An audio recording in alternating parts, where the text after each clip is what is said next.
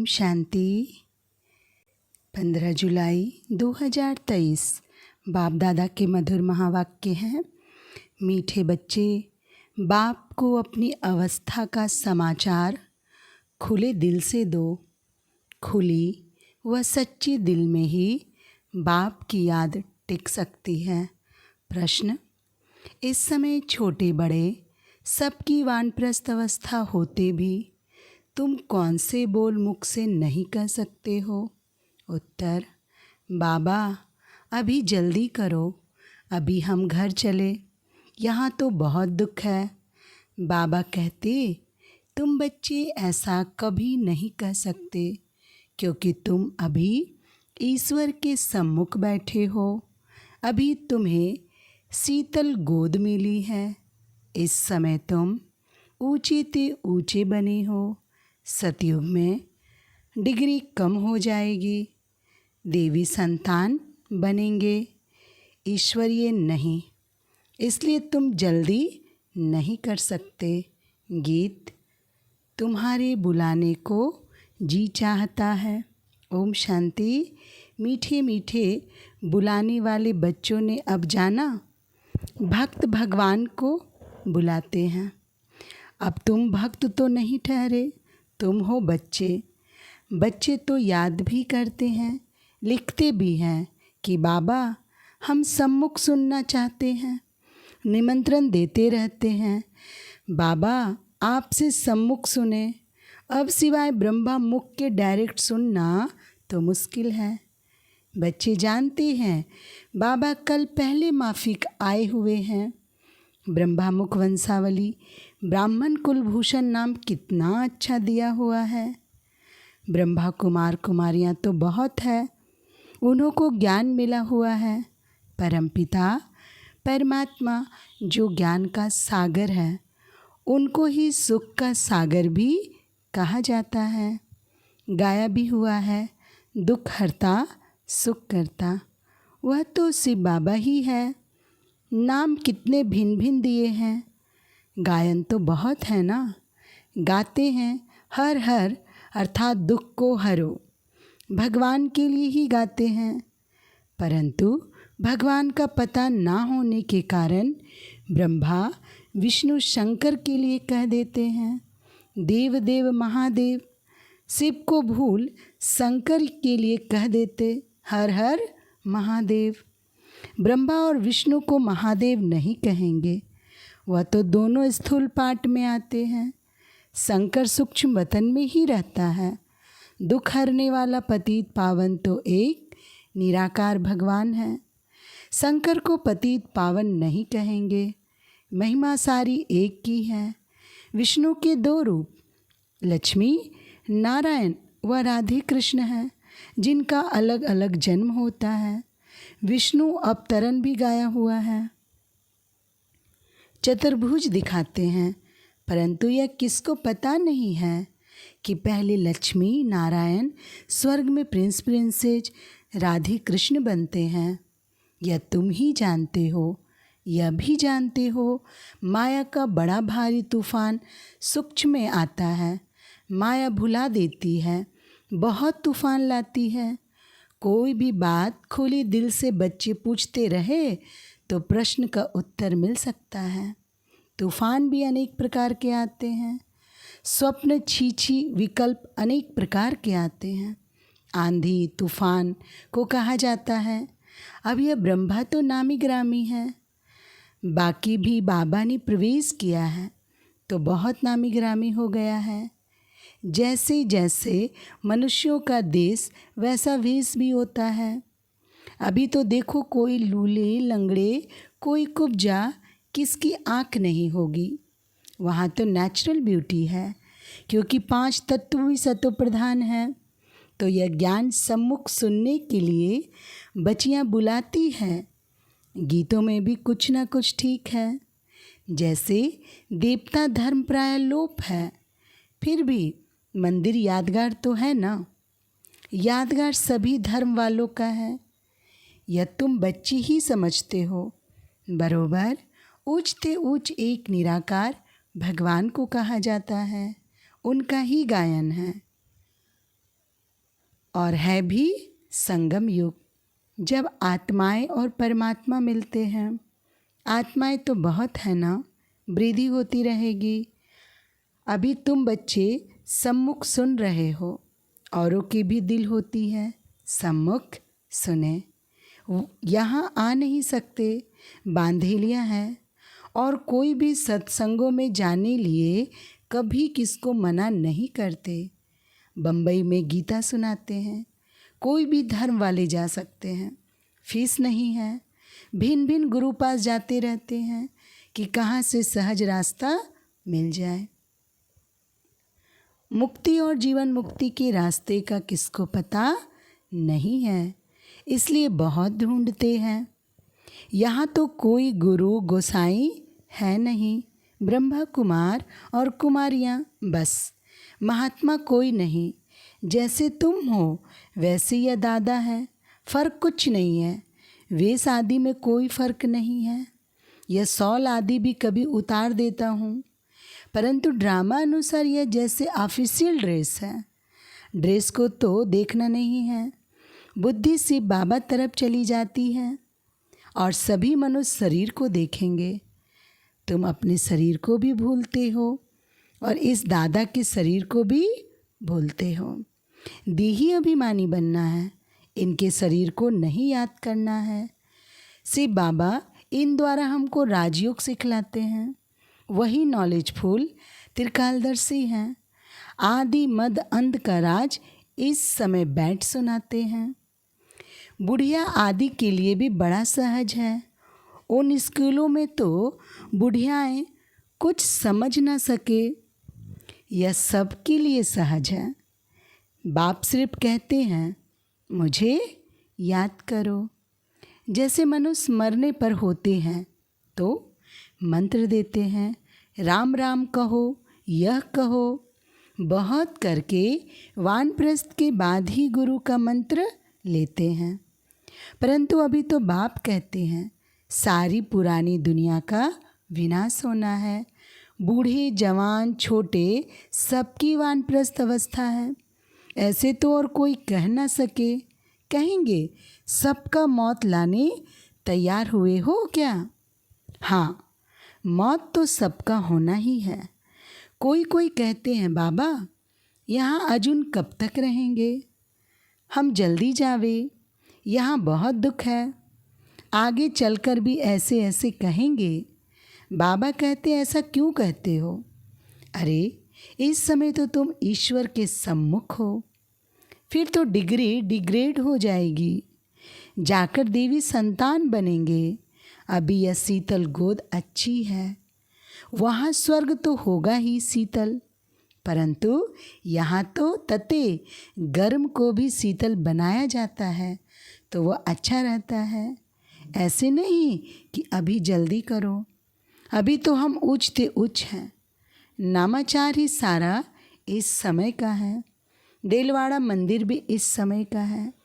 सारी सृष्टि की आत्माओं की दिल लेने वाला है बाप।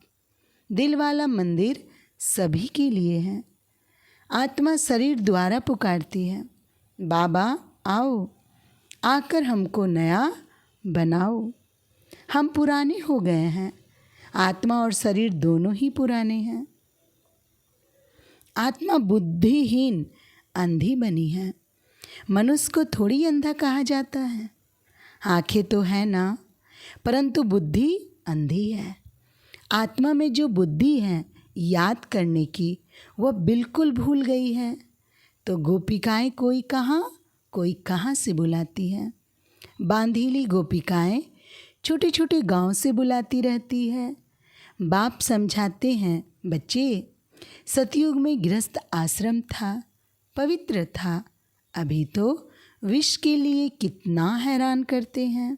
यह नहीं समझते कि यहाँ निर्विकारी बनाया जाता है। निर्विकारी बनने से फिर क्या बनेंगे वह भी पता नहीं। सन्यासी भी पवित्र बनने लिए भागते हैं, परंतु उनको यह पता नहीं कि हम पवित्र बन पवित्र दुनिया में जाएंगे।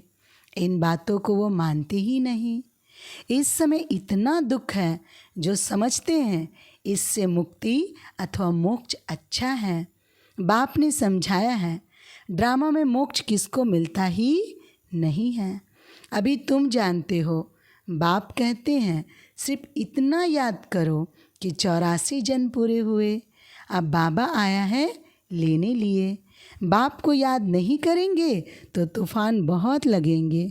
विवेक भी कहता है, निरंतर याद करना बड़ा मुश्किल है।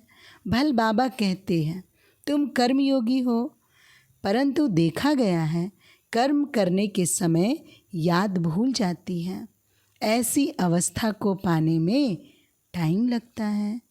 इसमें बहुत पुरुषार्थ करना होता है। कॉलेज में पुरुषार्थी बच्चों को रात दिन पढ़ने की हॉबी रहती है। कोशिश करते हैं गवर्नमेंट से स्कॉलरशिप ले लेवे, बहुत माथा मारते हैं, फिर बड़े खुश होते हैं। यहाँ भी बाप कहते हैं तुम अच्छी रीति पढ़कर स्कॉलरशिप लो, पहले पहले तख्त नसीन बन जाओ। दौड़ी लगानी चाहिए।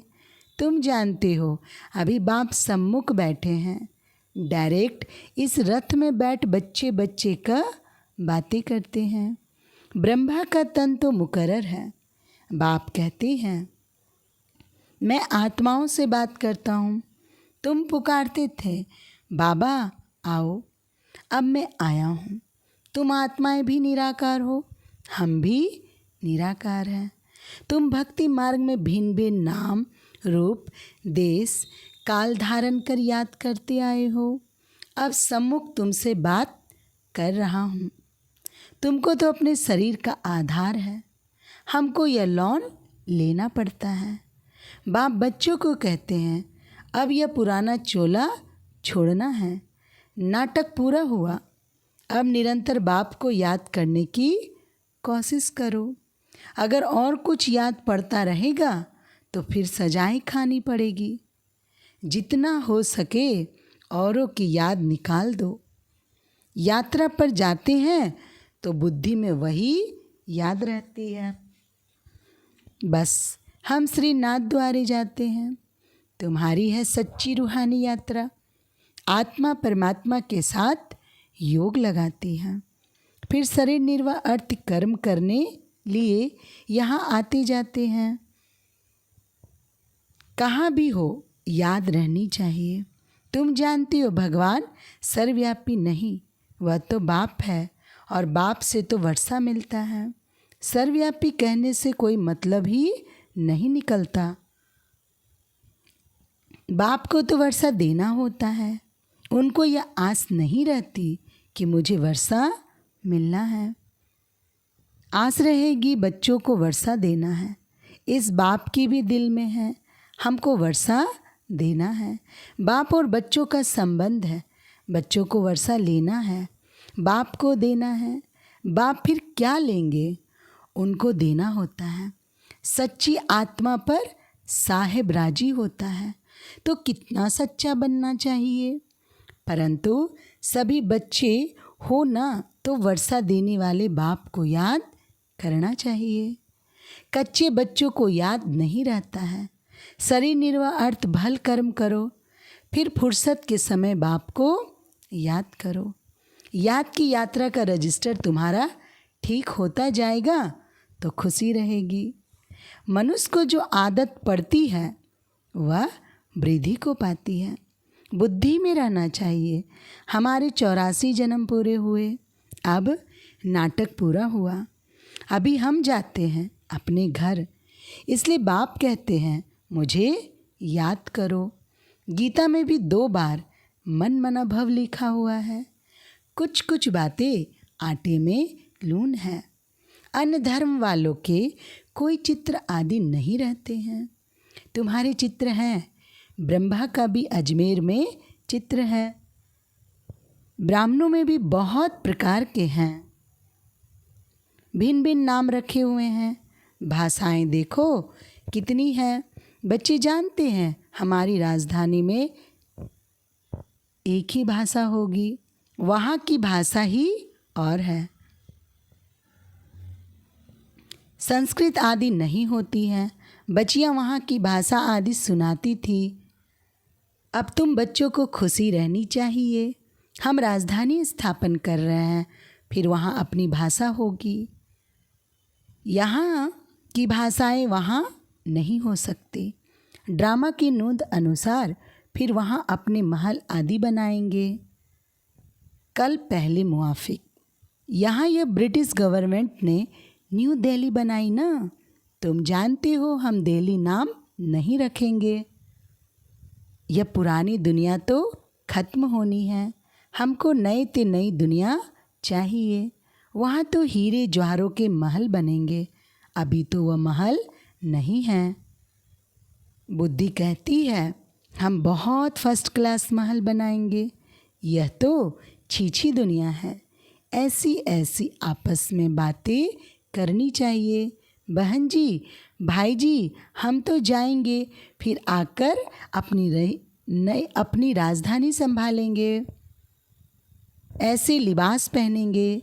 आगे जेवर आदि सब सच्चे पहनते थे। लक्ष्मी नारायण के मंदिर में कितने जेवर आदि होंगे। शिव का मंदिर क्या होगा। शिव का लिंग भी हीरो का बनाते हैं। यह भी समझने की बातें हैं। हमारे शिव बाबा के मंदिर को बरोबर मुसलमानों ने आकर लूटा है, जो भक्ति मार्ग के शुरू में बनाया था।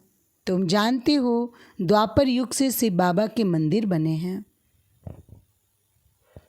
आप ही पूज्य से फिर पुजारी बन जाते हैं। पहले पहले सोमनाथ का मंदिर बना है। सोमरस कहा जाता है नॉलेज को। नॉलेज देने वाला बाप है, जिससे तुम धनवान बनते हो। फिर उसी धन से तुम बाप का मंदिर बनाते हो। पूजा भी तो होगी ना। घर घर में मंदिर बनाते हैं। तुम जानते हो जब भक्ति मार्ग शुरू होगा तो फिर हम पुजारी बन मूर्ति आदि बनाएंगे। तुम बच्चे जानते हो हम अभी आशिक बने हैं, मासुक परमात्मा के। उनसे वर्षा लेने लिए वह विकार लिए आशिक होते हैं, या फिर आत्मा परमात्मा मासुक की आशिक होती है। देखते हो सभी भक्त उनको याद करते हैं। उस मासुक की महिमा बड़ी भारी है। आशिक जो पतित बन गए हैं उन्हों को पावन बनाते हैं। आत्मा ही पतित, आत्मा ही पावन बनती है। अच्छा, मीठे मीठे सिखी लदे बच्चों प्रति माता पिता बाप दादा का याद प्यार और गुड मॉर्निंग। गुड मॉर्निंग बाप दादा। रूहानी बाप की रूहानी बच्चों को नमस्ते। हम रूहानी बच्चों की बाप दादा को नमस्ते नमस्ते नमस्ते। धारणा के लिए मुख्य सार। पहली पॉइंट, स्कॉलरशिप लेने के लिए अच्छी रीति पढ़ना है। तख्त नसीन बनने की दौड़ लगानी है। कर्म करते याद में रहना है। दूसरी पॉइंट, हम रूहानी यात्रा पर हैं, इसलिए और सबकी याद बुद्धि से निकाल बाप की याद में निरंतर रहना है। याद का रजिस्टर ठीक रखना है। वरदान, निरंतर योगी और पवित्र बन सर्व विकारों को विदाई देने वाले शक्ति स्वरूप पूज्य स्वरूप भव। स्पष्टीकरण, बाप द्वारा सभी बच्चों को मुख्य 2 वरदान प्राप्त हैं। एक सदा योगी भव, दूसरा पवित्र भव। जो यह वरदान जीवन में सदा अनुभव करते हैं वह 2-4 घंटे के योगी नहीं होते, लेकिन निरंतर के योगी होते हैं। पवित्र भी कभी कभी नहीं, सदा पवित्र और सर्व विकारों को विदाई देने वाले। ऐसे नहीं कभी क्रोध या मोह आ गया, कोई भी विकार स्मृति स्वरूप बनने नहीं देगा। तो ऐसे योगी ही शक्ति स्वरूप हैं और सदा पवित्र रहने वाले पूज्य स्वरूप हैं। स्लोगन है आज का, सदा ज्ञान सूर्य के सम्मुख रहो तो भाग्य रूपी परछाई आपके साथ है। अच्छा, ओम शांति।